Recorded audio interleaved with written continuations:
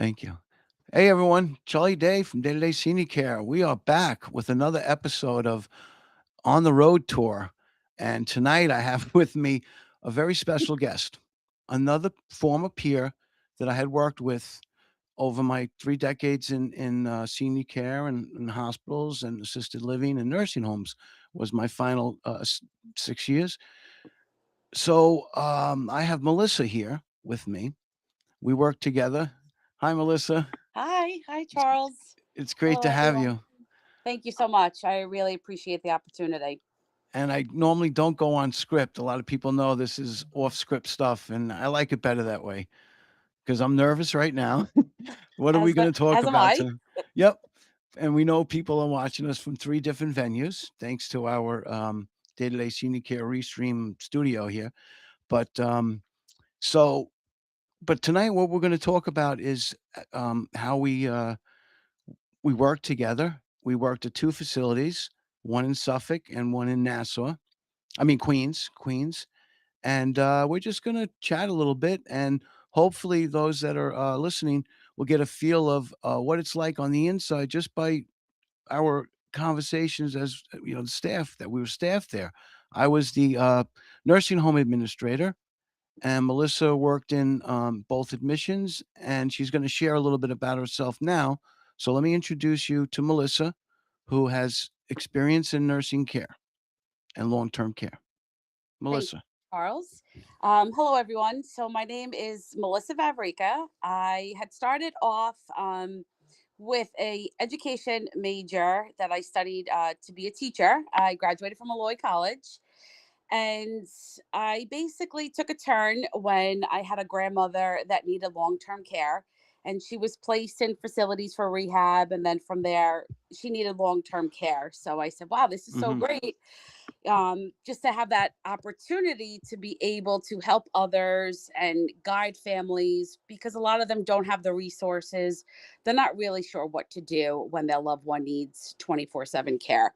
So I really attest this to my grandmother because if it wasn't for her, I wouldn't have had the experience in, going in the healthcare realm of it. So basically, I never became a teacher. I have all the credentials in the background, but I Okay. always feel like in life, things lead you to different paths. And even though I never became a teacher, I could still use those teachable moments and use them and apply them to either families or patients or community networking. So everything kind of ties into each other. Hmm. So I started off for another company about 10 years ago. I was a receptionist there, getting my master's degree in education. Okay. And from there, they had given me the opportunity to work part time in admissions. So 10 years ago was where I really got the foundations and the fundamentals to Sure.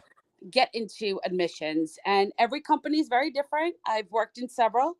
Hmm.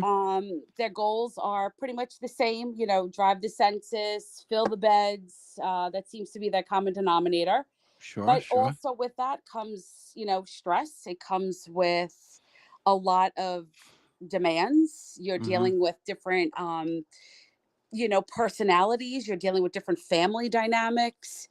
But at the end of the day, it is so rewarding. It's so rewarding to know that you are just a smiling face to a family, or you're their ear, you're their advocate. And I just think it's wonderful. And if you can really change and mold people's lives in a way where they're getting that knowledge, then you really are doing your job. Hmm. Let me ask you, being in admissions, a typical day at one of our facilities in Suffolk, we have Mhm. 10 admissions coming in today. How does that Oof. feel? Share that with everybody. Oh, 10 admissions, it's overwhelming. Basically you get a 24-hour report of what occurred over 24 hours. It's called the Hmm. census. And you have to check to see the activity, the overnight discharges, whether there's been expirations, there's been discharges home, there's been discharges to the hospital.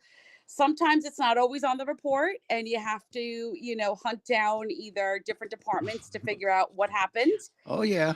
And that could be stressful because some people don't communicate and there's a lack of communication, and Biggie. Very big. Yes.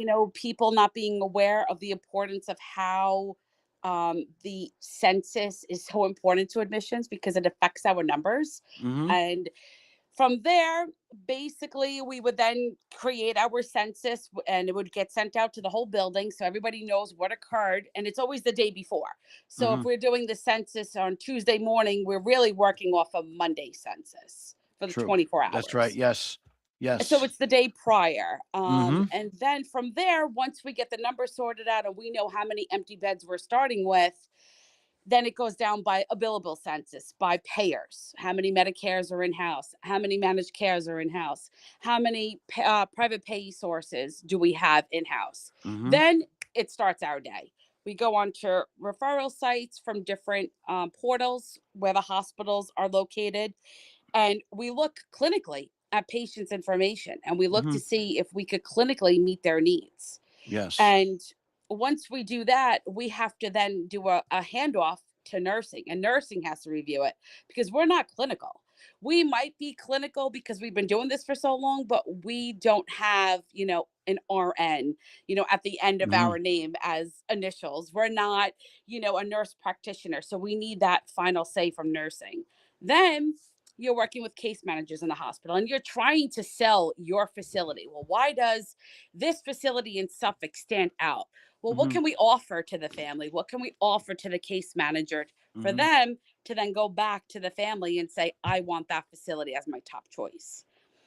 Then, after we get the admission, then it's inputting all the information. Then it's doing the data entry and it's verifying the insurance. It's making sure they're not a registered sex offender. Then it's going onto our bed board to see what room we want to place them in. Are we offering a private room? Are we offering a semi-private room?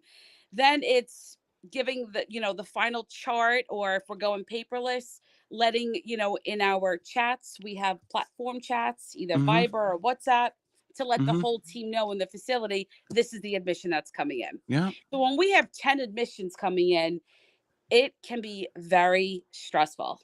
You're You busy, you have no time to breathe, and it's Melissa, stressful.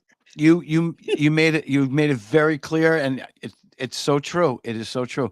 And then to add to all that stress factor, now 2 people decide they're fighting, and now we gotta do a room change. Correct. Otherwise, the family's gonna Yep. kill them out or scream at us, and then that changes the whole day, Yes, right? and it's always at 3 o'clock on a Friday where you have two residents that are not getting along Yeah. and there has to be a room change. Or a family is coming into the admissions office threatening to sign their loved one out AMA, Yep, and then I'm which, getting a phone call from Melissa as the administrator, and she's like, "Help me here because this is a jumble mess." yep, So, it's a lot. It's a it's a lot. lot. And it's a lot of customer service. It's a lot of trying to meet the needs of the families and the patient, Mhm. because at the end of the day you want them happy, you want them to come back to you if Mhm. they needed another surgery, so you want that continuity of Yes. of care with them. So Yeah. you want to do right by everybody. I always say, if my loved one was in a facility, which I've had, how would I want their experiences to be? I always treat everyone as if like they're my own. Yeah. And I feel Yeah. that a lot of people should go into this field with that mentality, but not so many do. I know, and some people come fresh out of school and they get a job in a nursing home like, "Yeah, well, I'm gonna do this," and they realize that, strength comes with experience because, like with any job, you gotta get beat up first, you gotta go through it, learn all those skills, Yeah, keep building yourself up and becoming a professional at that. It's a lot of work and a it's a lot of lot of work. And patience. many Yeah. times you're dying on the inside and you want to Mhm. crumble and you want to cry some days, but Mhm. you sit there and you smile, especially if a family Mhm. member is irate and they're yelling at you, Mhm. and you have to carry yourself in a very professional manner. I know. Or a tour comes in unexpectedly. So you have to multitask, you have to prioritize. And at the end of the day, you get the job done. Mhm. And it's also a team effort. If you have a good team backing you up Absolutely. and you have a team where you can rely on, and you start something and they pick up right underneath you, you Mhm. have a good team there. And I don't think a bad team should go, I don't think a good team should go unrecognized, I should say. Mhm. That you should always be recognized for that, because that Yeah, says a lot. it does. And Melissa and I have so many stories that don't even have enough time to Yeah, share on here, but we were a good team. For we the were. while that we were. I was the administrator, we were leaders, good leadership at the top, great, leadership all around from the department directors to the managers to the aides. Mhm. There's a time when you feel like you have a good team, and how do you get that team? Just like Melissa said, you've gotta all work together and deal with all that multitasking and pick up where people Yes. may need to some help because of Yes. being overwhelmed by an irate, uh, resident, family member, so Well, it was always a pleasure working with you. I always felt you were very approachable. You weren't a micromanager. You knew what type of team you had, and you let that team do their job. And you were yeah, available if there was a problem. And as I an know. administrator, you always checked in just to see if everything was okay. Were there any issues? But you let I us do did, our yeah. job. You weren't hovering every 5 seconds of, okay, how No, many more admissions and how many Medicares are there today? I know, You let I us do know. our job. I know you were all working very well, and I know that if you needed me, you could call upon me, so that's why I felt that, I could put my efforts elsewhere, which, Correct. I did a lot of times in maintenance. I'd have to deal with maintenance problems or shoot over to some other department because Mhm. of culinary issues. But all Always together, the food. it was all, yeah, this, I said It's that always right after maintenance, environmental and food. uh, the poor kitchen. They get some Mhm. screaming at from some of these family members. It's Yep, always the food. It's always a problem in these facilities. yep, It's and I not cooked. It's not cooked well, the I food, or it's know, overcooked, or it's I know, cold. I know. The famous resident council meetings when it comes to Yes. food. I experienced it when I was working in assisted living, and the same thing in the nursing homes. The food council, I was always taught, try to keep the food council separate from the resident Yeah, council, but it right, never Melissa? works. Never works because Never they works. always overlap, and the majority of the talk is about the food. Yeah. But, Oh, definitely. How yeah. they want to go home. That's always another topic too. When am I Yeah, coming right? home? So, and I can All the remember stories. sometimes, Melissa and I, we were so busy. It was like, she's running down one way the hallway, I'm going down to the others, and, she's telling me, "Well, that bed's not available. Which one what can we find next?" And we'd have to go find another room, then we'd Yeah. have to get it ready, we'd have to check and make sure that it was clean. If it wasn't, we'd have to get maintenance up there, or, I mean, housekeeping. And, Every yeah. department has to help. And then sometimes too, the hospitals wouldn't tell admissions what time their pickup time was. And half the times it would be a Show surprise. up. Oh, they're here in the lobby and the room isn't ready. The Yep. floor has to be mopped. And we're like, oh, mud on, like, let's Oh, go. We have to no. get the departments the last minute together. Mhm. And it's, everything trickles down. It's Yeah, admissions is a start. The I know. obviously when the families walk in, reception is the first face they see. But You after are right. that, Reception. Yep. it's admissions and it just trickles down from us. Yeah. And you want it to be a smooth transition for these families and the residents. They don't want to be there as it is. They're scared. They've never been in this situation before. They don't know what to expect. Mhm. The last thing they need is to not know what room they're going to, or the bed's not made, or I know. some days. I know. I could see it in your face. Some days you were more, uh, confident. Other days you seemed like you were just beat up, like there was so Yeah, many issues. I know. like And I was done. I was and like, now I can't do this anymore.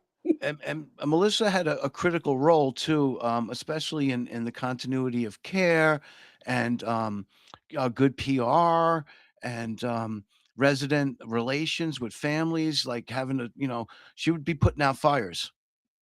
Oh In yeah. plain English, okay? Yeah. Whether they were small, medium, or large, she just Hmm. did an admission. She's got the person came in, they're settled in, but the other lady she took 2 hours earlier has got an issue, and now Melissa's gotta get out there because the other admission people are either doing a tour or they're up doing, this was a big facility, folks, over 300, at least 300.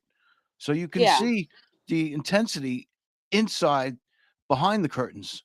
We know Yeah. it. We both lived it.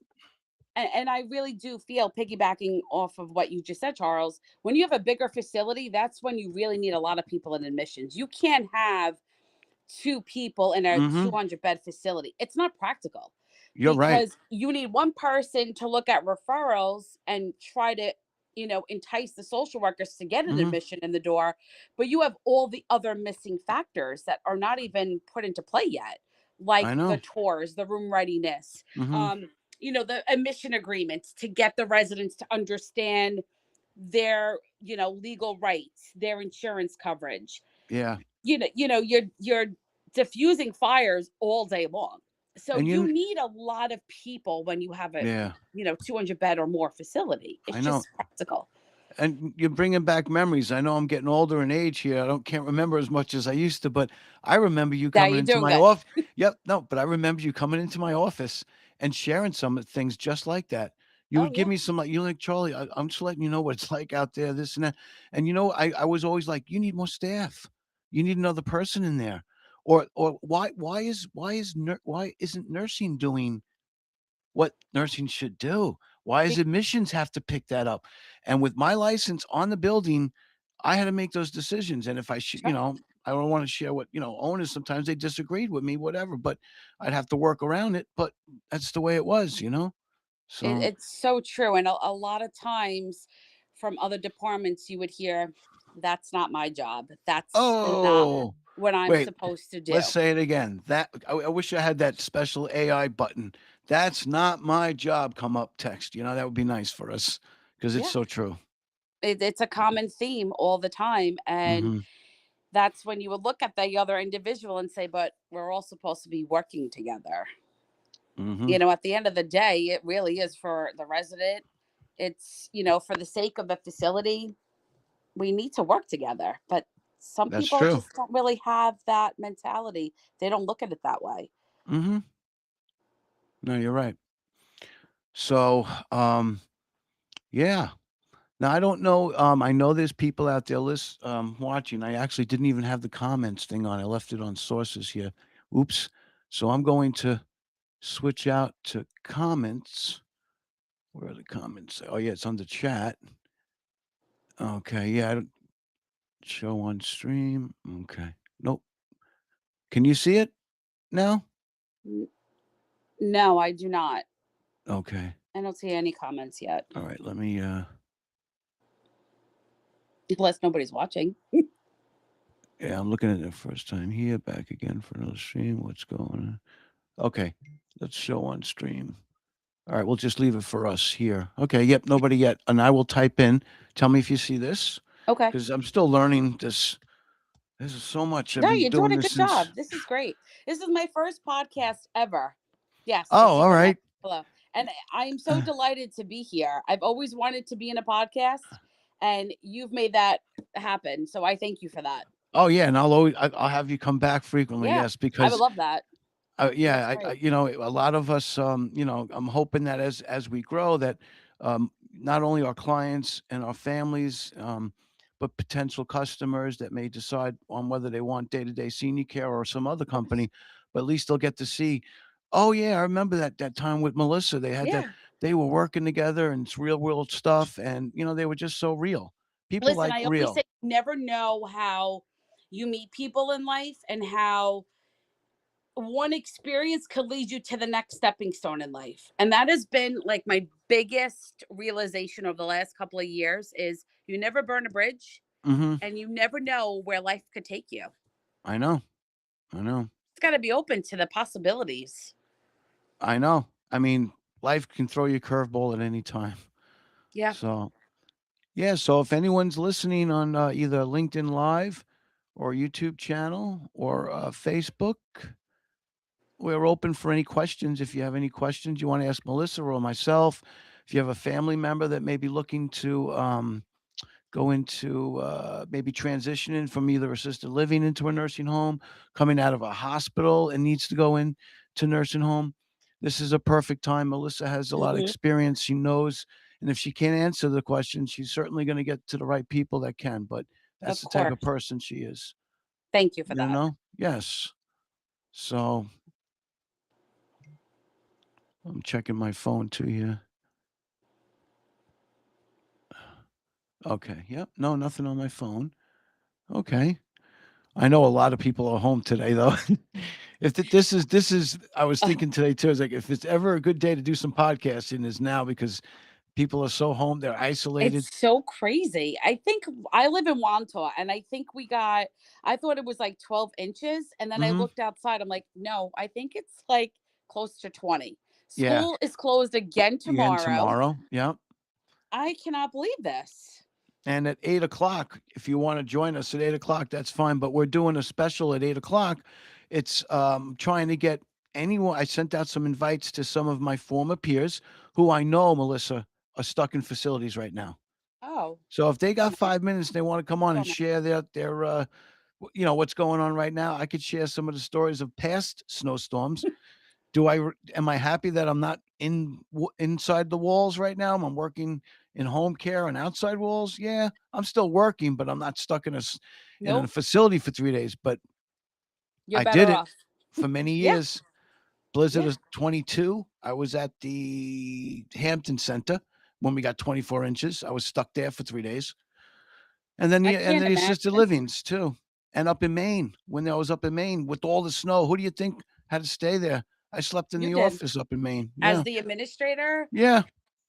it's your due diligence to stay, make sure staff shows up or staffing, Yeah. is sleeping there and there's Mhm. coverage, who can't Yes. get to their cars. I mean, it has to be an absolute nightmare. I have to say, I'm pretty lucky right now where I'm not experiencing that with all these past Mhm. snowstorms we've been having. But, even for me, working, a distance, I would definitely have to stay over. I would have to sleep in my office because Yep. it's too treacherous to risk it. It's true. It's true. There's a lot of people now.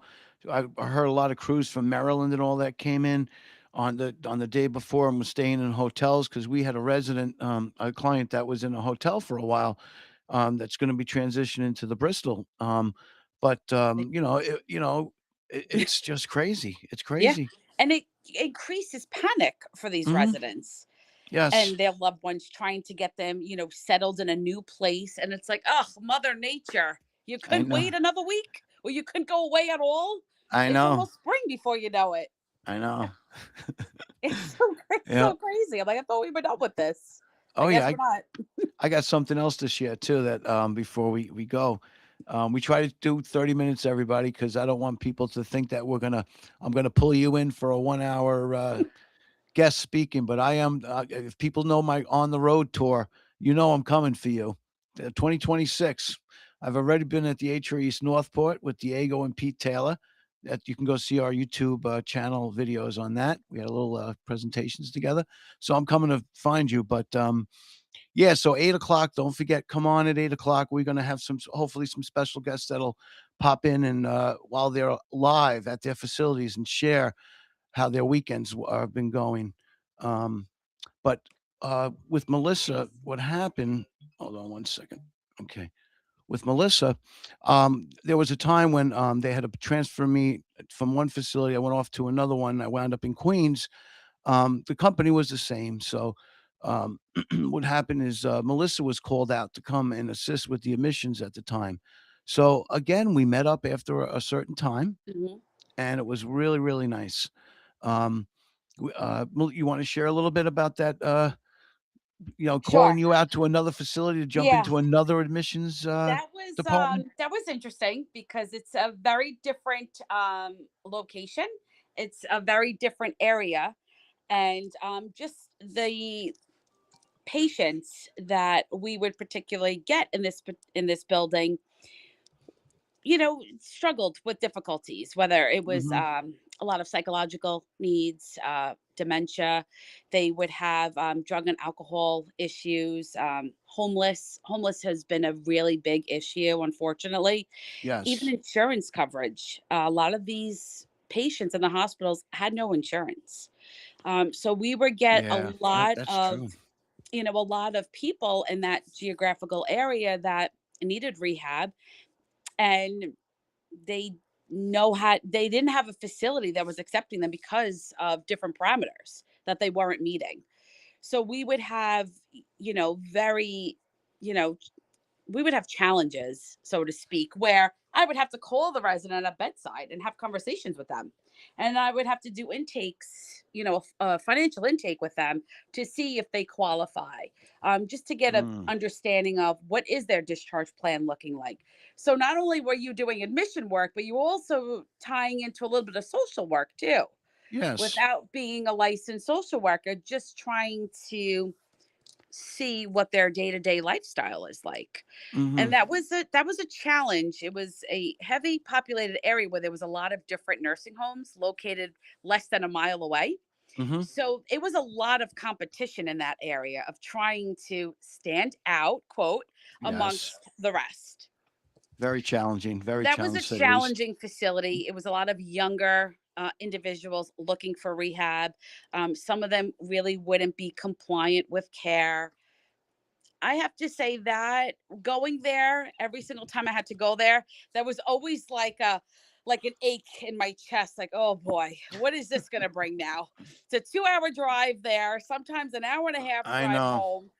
I know. And what is today gonna bring? Am I gonna be able to get one admission in the door and feel confident that okay, I at least got one in the door? But there were some days you aren't even getting that. Yes. And then, You got you to have the see both, the a busy facility and one that not as busy, but correct. still had its own, Its own, yeah. yeah. One that you were basically cherry picking to see, okay, this resident, can be a good fit. Let's, offer a bet on this one.